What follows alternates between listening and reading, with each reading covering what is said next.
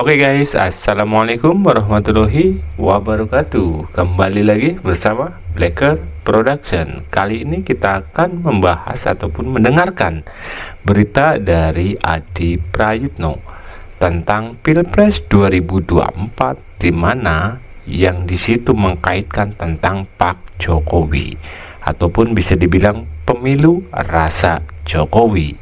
Oke, kita simak videonya bosku.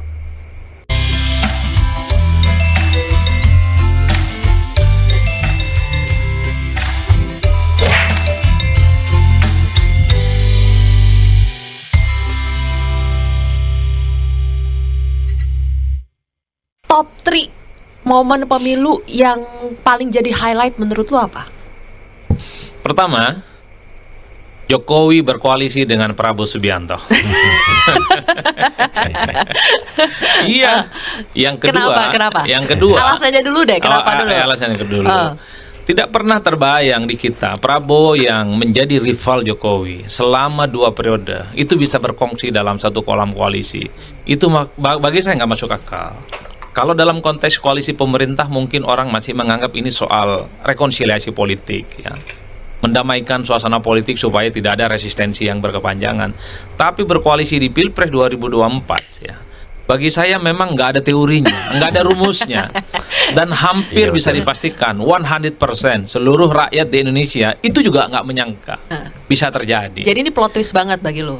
Sangat banget, dan ini akan saya ingat sampai kapanpun. Saya akan cerita ke banyak orang, ini hanya terjadi di Indonesia dan tidak pernah terjadi di negara manapun. Mantap. Jadi Indonesia itu harus dijadikan sebagai laboratorium politik, di mana 2 jagoan yang bertanding 2 kali itu bisa berkongsi dalam Pilpres. Wow. Yang kedua, Jokowi berseberangan dan berhadapan dengan PDIP. Seru nih. Kebayang nggak? 1 dan 2 Jokowi terus nih Mas Adi. Gila, lambe banget loh. Iya, memang kalau mau jujur Pilpres di 2024 ini rasa Jokowi. Segala apapun dikaitkan dengan Jokowi. Poin yang kedua, Jokowi berhadapan-hadapan dengan PDIP. Menurut saya itu juga nggak ada teorinya. Kenapa? Ini terjadi pertama kali pada seorang presiden yang berasal dari partai besar dan at the end of the day-nya memutuskan berseberangan secara politik. Betul. PDIP kan cukup tricky kepada kadernya yang tidak tegak lurus, yang tidak sami'na wa ta'na, dipecat, diberhentikan. Budiman aja dikirimin pos kok pemberhentiannya, tapi pada Jokowi tidak. Yang ingin saya katakan adalah ketika Jokowi misalnya merestui anaknya Gibran maju, disitulah kemudian tata letak di mana hubungan antara PDIP dan Jokowi berakhir. Sekalipun per hari ini Jokowi masih kader PDIP secara formal, tapi suasana hati, kepentingan politik, lirikan matanya, tarikan nafasnya udah tak PDIP banget. Aduh, udah Betul partai nggak? apa dong sekarang Jokowi? Dan ini juga termasuk yang menurut saya hampir bisa dipastikan 100% seluruh rakyat di Indonesia ini tidak menyangka. Iya, betul. 23 kebersamaan, 23 tahun kebersamaan Jokowi dan PDIP. Wali Kota Solo 2 kali, Jakarta sekali, Pilpres 2 kali. Tiba-tiba harus pisah jalan, coba bayangkan. Itu nggak ada teori politik yang masuk. Nggak nemu saya, nggak nemu. Selama menjadi dosen politik bertahun-tahun? Saya nggak nemu. Saya nanya orang yang umurnya 60, 70, nggak nemu itu dimanapun. Makanya saya akan ingat betul ini. Ada satu peristiwa politik yang menurut saya luar biasa banget di Indonesia. The one and only di Indonesia. Mantap. Yang ketiga, Gibran bisa maju. Oke. Siapa yang bisa menyangka? Undang-undang pemilu jelas syarat umur pencapresan itu minimal 40 tahun. Bahkan presiden saat itu pun mengatakan kalau mengaitkan Gibran dengan Pilpres belum cukup umur, belum cukup pengalaman, undang-undang belum diubah, dan seterusnya. 100% juga rakyat Indonesia meyakini Gibran tidak akan bisa maju.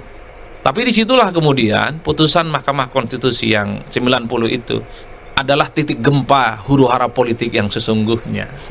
Karena ditengarai presiden punya intensi memajukan anaknya, sang putra mahkota, untuk tanding di Pilpres 2024. Disitulah kemudian PDIP dan partai-partai politik yang lain di luar kubu nomor 2, kalau bikin judul makalah ataupun judul berita, Pilpres 2024 rasa Jokowi. Asik. Padahal tidak ikut bertanding ya, bukan peserta pemilu. Memang nggak ikut bertanding, tapi semua ini dikaitkan dengan manuver politik yang dilakukan Oke. oleh Jokowi. Jokowi berpisah dari PDIP, Jokowi berkongsi dengan Prabowo, Gibran bisa maju melalui putusan Mahkamah Konstitusi. Ini semua dikaitkan dengan Pak Jokowi. Terkait dengan kebijakan-kebijakan politik yang lain, yang saat ini misalnya juga digugat di Mahkamah Konstitusi, politisasi bansos dan seterusnya, itu juga dikaitkan dengan Pak Jokowi. Oke, Mas Adi, lu bilang kan nggak ada ya Atau mau teori. ditambahkan lagi? Apa? Ada Apa lagi? aja. Ya, pemilunya paling brutal. Itu mah udah banyak yang ngomong. Udah banyak kan? Cuma gini Mas Adi, kan lu bilang kalau nggak ada tuh teori politik yang bisa menjelaskan 3 peristiwa ini. Tapi boleh dong lu bikin analisa, ini kenapa semua ini bisa terjadi? Orang-orang bilang Presiden Jokowi berubah. Tapi ada yang bisa menjelaskan nggak berubahnya itu kenapa sih? Menurut lu tuh kenapa? Akar masalahnya itu apa? Ya bagi saya sederhana, Jokowi ini adalah seperti kebanyakan politisi yang lainnya. Pertanyaan untuk menunjukkan impresi dan intensi politiknya sebagai presiden cukup powerful dan cukup determinan untuk menentukan bagaimana konstelasi politik yang berkembang di sebuah negara. Di Indonesia, mengingat posisinya sebagai presiden. Nah yang kedua, Pak Jokowi kan sebenarnya ingin menunjukkan juga kepada siapapun, terutama kepada PDIP, bahwa Pak Jokowi itu bisa jauh lebih besar dan jauh lebih hebat dari sebutannya sebagai petugas partai. Makanya kemudian orkestrasi politiknya itu di luar batas-batas kemampuan yang kita bisa tangkap selama ini. Manuvernya di tikungan tajam semua. Asik. Berpisah dari PDIP, ya kan? Bergabung dengan Prabowo, Gibran juga bisa maju dan direstui. Itu memang tidak ada teorinya. Yang ingin saya katakan adalah siapapun di negara ini memang ada kecenderungan untuk terus menancapkan kekuasaan politiknya, entah secara langsung ataupun secara tidak langsung.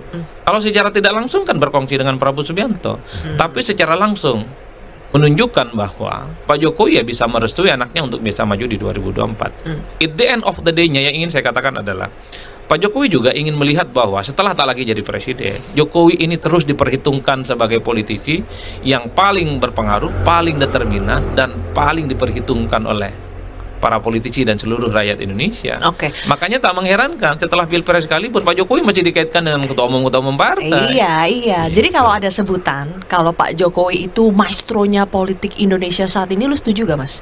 Tergantung cara melihatnya. Bagi pendukungnya disebut dengan maestro. Tapi bagi orang yang sangat anti terhadap Jokowi, terutama kawan-kawan PDIP, ini bukan maestro, tapi itu dianggap sebagai pembangkangan dan pengkhianatan. Dan Pak Jokowi juga disebut sebagai satu-satunya presiden yang bisa menghabisi oligarki kekuatan partai.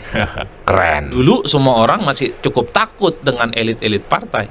Ketika ketua umum berfatwa, semuanya tak ada yang boleh melawan, tegak lurus dan berbaris secara rapi. Tapi oligarki dan ketua partai, kekuatan partai di tangan Pak Jokowi itu selesai semuanya.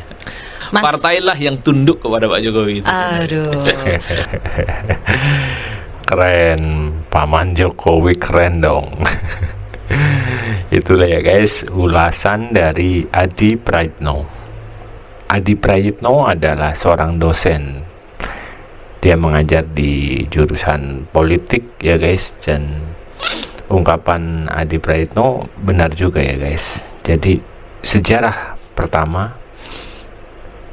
presiden tidak bisa dikuasai oleh oligarki partai. Yang ada malah dia menghabisi oligarki partai. Keren guys, ini keren. Wow, mantap Pak Jokowi. Oke, sekian videonya. Semoga bermanfaat. Wassalamualaikum warahmatullahi wabarakatuh.